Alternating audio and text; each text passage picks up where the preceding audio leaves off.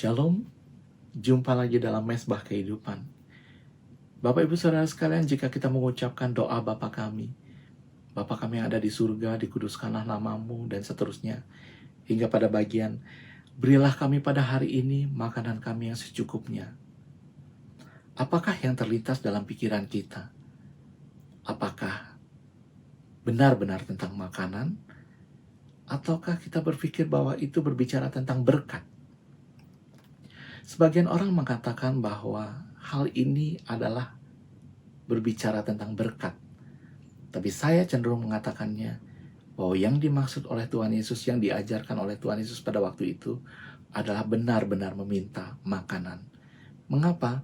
Karena makanan adalah hal yang paling mendasar dibutuhkan oleh manusia secara jasmani untuk dapat hidup.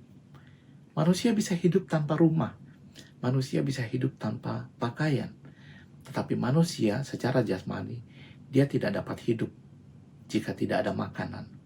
Karena itu Tuhan Yesus mengajarkan supaya kita meminta hal paling mendasar yang kita butuhkan untuk dapat hidup, yaitu makanan. Nah, berbicara tentang berkat, apakah berkat itu? Berkat itu bukan berbicara tentang makanan saja, tapi dia juga bisa berupa hikmat, dia bisa berupa damai sejahtera, dia bisa berupa kesehatan, dia bisa berupa keturunan, dan sebagainya. Bukan hanya terbatas pada makanan, atau gaji, atau harta saja. Ada banyak hal yang berhubungan dengan berkat yang bisa diberikan oleh Allah kepada kita.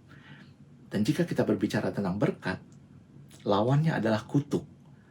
Dan malam hari ini, saya ingin mengajak Bapak Ibu Saudara sekalian untuk merenungkan betapa dahsyatnya, besarnya kuasa berkat itu, tapi juga betapa besarnya, dahsyatnya kutuk itu. Dia bisa menembus waktu sampai sekian ratus tahun, bahkan ribuan tahun. Pada satu saat, ada cerita Nuh yang mabuk oleh anggur, karena dia adalah orang pertama yang mengusahakan kebun anggur. Kemudian dia mabuk, dalam keadaan mabuk dia tidak sadar bahwa dia tidak mengenakan pakaiannya. Kemudian Ham melihat hal itu, tapi tidak menutupnya, tidak menolong untuk ayahnya untuk dapat berpakaian kembali atau menutup dengan pakaian, menutup dengan kain. Tapi kemudian dia menceritakannya kepada Sem dan Yafet. Tapi Sem dan Yafet memutuskan untuk tidak mau melihat itu, dan mereka mengambil kain dan menutupi tubuh ayahnya. Nah, ketika Nuh bangun, dia mengutuki Ham dan memberkati Sem. Kita baca bersama-sama dalam Kejadian 9 ayat 24-26. Setelah Nuh sadar dari mabuknya dan mendengar apa yang dilakukan anak bungsunya kepadanya, berkatalah ia, "Terkutuklah Kanaan." Loh, kenapa Kanaan? Kenapa bukan Ham? Kanaan adalah anak dari Ham. Ya. "Terkutuklah Kanaan, hendaklah ia menjadi hamba yang paling hina bagi saudara-saudaranya." Lagi katanya, "Terpujilah Tuhan Allah Sem, tetapi hendaklah Kanaan menjadi hamba baginya." Dia mengutuki Ham, Kanaan, dan memberkati Sem. Bapak Ibu Saudara sekalian, setelah ratusan tahun kemudian, berlakulah kutukan itu. Kita tahu ceritanya.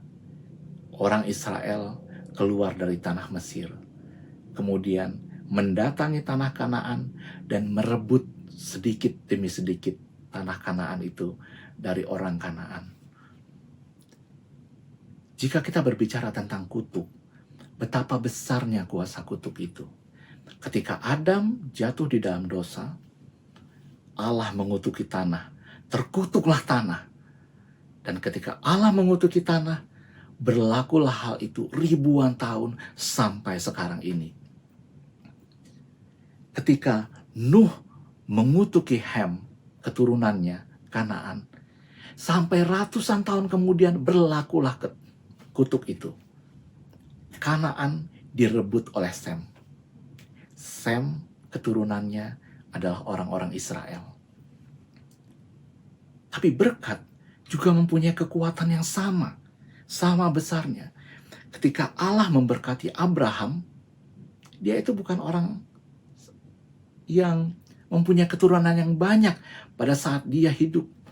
Ketika dia mati, ketika dia berapa ratus tahun kemudian, barulah keturunannya itu menjadi keturunan yang besar yang menguasai tanah perjanjian. Berkat yang diberikan Allah kepada Abraham bukan hanya pada waktu itu memberkati secara harta, tapi menembus waktu sampai berapa ratus tahun kemudian, berkat dari Allah itu tetap berlaku bagi orang Israel, bagi keturunan Abraham. Demikian juga ketika Tuhan memberkati Yusuf. Yusuf adalah orang yang setia, dan ketika Allah memberkati dia, bukan berkatnya itu hanya berlaku pada saat Yusuf hidup. Berapa ratus tahun kemudian, ketika orang Israel keluar dari tanah Mesir, orang Israel membagi-bagi tanah Kanaan menjadi beberapa bagian sesuai dengan jumlah keturunan Israel. Tetapi yang lain mendapat satu bagian. Ruben, Simeon, kecuali Lewi, karena Lewi dikhususkan dan mereka mendapat sebagian tanah dari setiap suku yang ada. Dan Yehuda masing-masing mendapat satu bagian tanah. Tetapi Yusuf mendapat 2 bagian tanah untuk 2 anaknya, yaitu Manasya, area khusus, Efraim, area khusus. Berkat kepada Yusuf oleh Allah bukan hanya meliputi dia pada saat dia berkuasa di Israel, tapi sampai keturunannya, sampai berapa ratus tahun kemudian, berkat bagi Yusuf itu berlaku bagi anak-anaknya. Berkat dan kutuk mempunyai kekuatan yang luar biasa.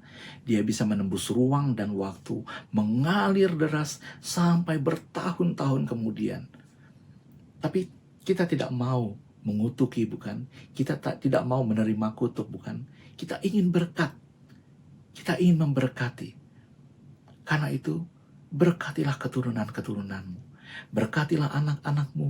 Berkatilah cucu-cucumu. Berkatilah anak-anak cucumu. Berkatilah keturunan mereka.